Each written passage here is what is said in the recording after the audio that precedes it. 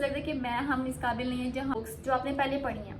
अस्सलाम वालेकुम my YouTube family, hope so you guys are doing very well. अल्हम्दुलिल्लाह I am good and today I'm going to discuss about how you can make a good timetable for the reconduct आपका जो MCAT exam हो रहा है।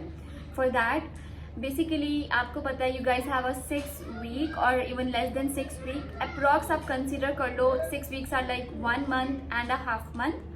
तो let's suppose I'm gonna tell you about 1 month schedule that you can follow and it's gonna be helpful।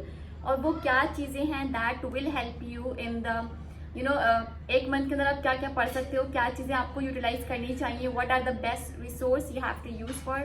सो ये सारे questions अगर बच्चे को आते हैं कि like how and from where to start your study, that's very important question from my point of view if I am gonna be the going to give the exam.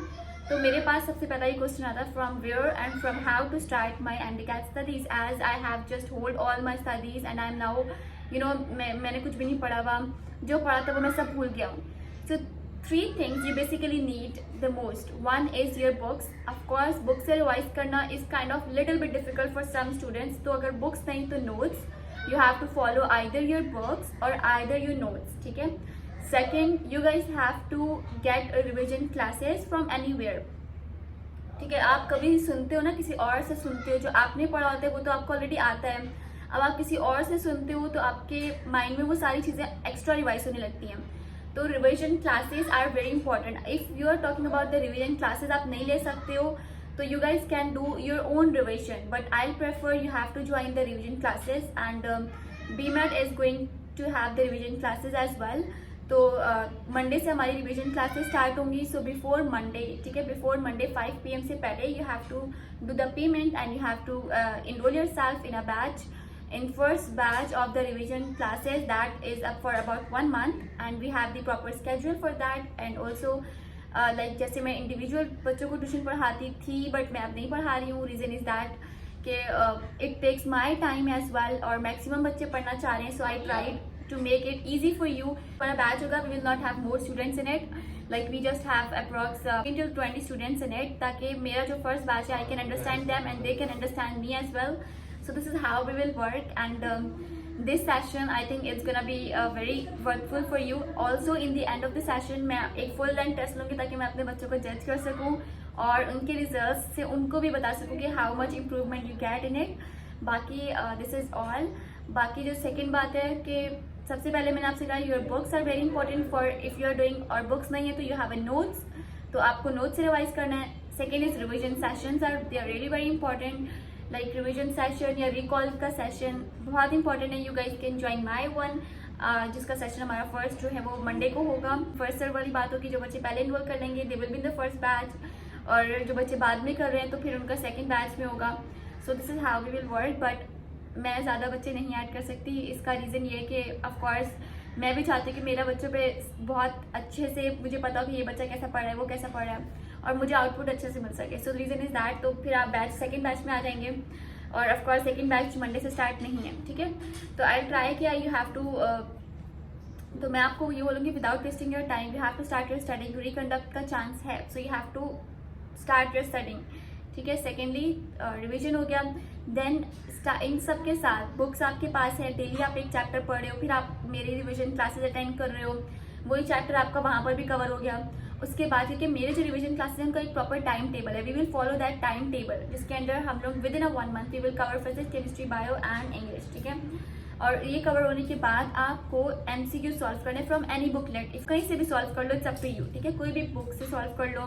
Once you are done solving the chapter, reading the chapter, getting the revision classes, और दिन में मैंने 3 chapters रखे हैं जो हम पढ़ेंगे and जो हम रिवाइज करेंगे, और वो चैप्टर अगर आप पहले से पढ़ कर आएंगे तो आपके लिए बहुत बेनिफिट होगा। आप मेरे साथ जो है वो रिकॉल कर सकोगे, मुझे आंसर कर सकोगे। Of course it will have a good impression on me as well कि यार दिस स्टूडेंट इज बहुत अच्छा पढ़ रहा है।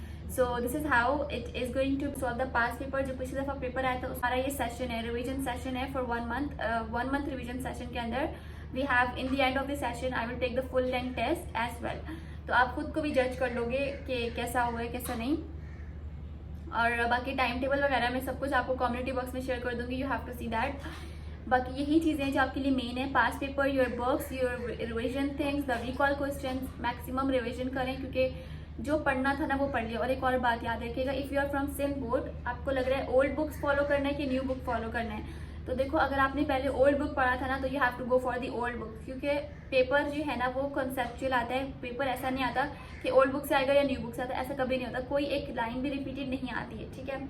Everything is conceptual there. तो अगर आपके कॉन्सेप्ट अच्छे बने हुए ओल्ड बुक से तो न्यू बुक की तरफ मूव नहीं करें। और अगर आपके कॉन्सेप्ट नहीं बने हुए तो अगर आप रिवीजन क्लासेस ले रहे हो तो उसके अंदर आपके पास बहुत सारे न्यू कॉन्सेप्ट्स आ जाएंगे, तो आपको वो चीज़ें समझ आ जाएंगी, ठीक है। बहुत सारे पॉइंट्स वहाँ से कवर हो जाएंगे। बाकी जो फेडरल बोर्ड की बात है तो you don't have to go for it if you are not from the federal board. लेकिन अगर आपने फेडरल बोर्ड से पढ़ा है तो आई प्रेफर यू कि आप सिंध बोर्ड की तरफ नहीं जाओ। जो भी आपने बोर्ड से पढ़ा है ना, if you are from the federal board तो you have to choose those books जो आपने पहले पढ़ी हैं। आपने न्यू बुक कोई नहीं उठानी है। ये एक मंथ में आप कुछ एक्स्ट्रा नहीं पढ़ सकते हो। आपने जो पहले पढ़ा था उसी को उठा के उसी को पढ़ो, ठीक है। टाइम को मैनेज करो और हर चीज़, मेरा जो टाइमिंग है क्लासेस की सेशन की वो एक फिक्स टाइमिंग्स होंगी, ठीक है। तो वो फिक्स टाइमिंग्स अब वो मैं आपके साथ ग्रुप में डिस्कस करूंगी कि क्या टाइमिंग्स होंगी। वो फिक्स टाइमिंग आप जब अपना स्केड्यूल करोगे ना, and you will have free guidance from me as well if you are in my session, ठीक है। आप उसी टाइम मुझसे पूछ सकते हो मिस कैसे पढ़ें, ये चीज़ कैसे पढ़ें, क्योंकि हम जूम क्लास ले रहे हैं ना, ऑनलाइन क्लास है, तो आप मुझसे उसी टाइम इंटरेक्ट कर सकते हो। तो मैं आपको बता सकती हूँ कि हाँ ये कर सकते हो, ये कर सकते हो। I will help you out like that as well. तो you guys have the free guidance there. बाकी except this, if you have any query regarding anything you can ask me. Schedule नहीं बनता तब तक पढ़ाई रूटीन में नहीं आती है। मेरा खुद की भी स्टडीज ऐसी हैं, जब तक मैं स्केड्यूल नहीं बनाती हूँ मैं नहीं पढ़ पाती हूँ। तो आपको स्केड्यूल बनाना है, टाइम सेट करनी है, आज इतने बजे आप ये करोगे और बीच में रेस्ट भी रखना है, बिकॉज हेल्थ इज वेल्थ। तो अपनी हेल्थ का भी ख्याल रखना है, पढ़ाई का भी ख्याल रखना है।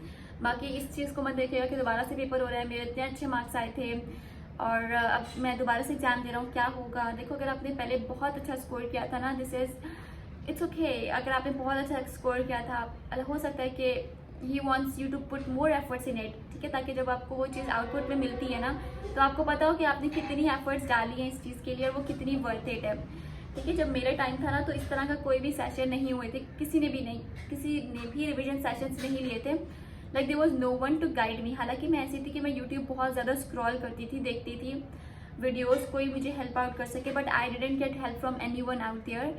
सो I am doing help for you. तो आपको भी इन सबको गेन अप करना है। बाकी यूट्यूब पर जो लाइव सेशन है वो भी इंशाल्लाह ताला मैं कंटिन्यू रखूँगी। डेली तो नहीं हो सकेगा कंटिन्यू, बट सम टाइम जब जैसे मुझे टाइम मिलेगा ना मैं आपके साथ कर लूँगी, क्योंकि अब मैं जूम क्लासेस भी स्टार्ट हो रही हैं तो I have to manage everything, ठीक है। तो this is how we will work. बाकी अल्लाह हाफिज़ everyone and best of luck. इंशाल्लाह ताला अगर आपके नसीब में लिखा है तो यू विल गेट दैट। अपने लिए बहुत सारी दुआएं करें।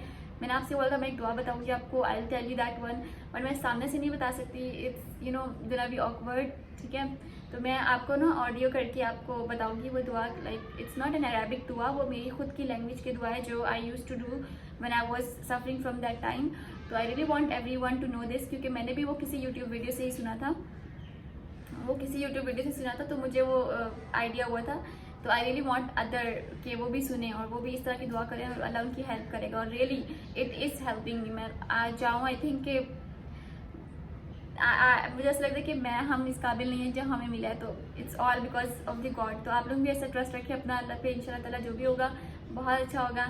एंड यस, अल्लाह हाफिज़, टेक केयर।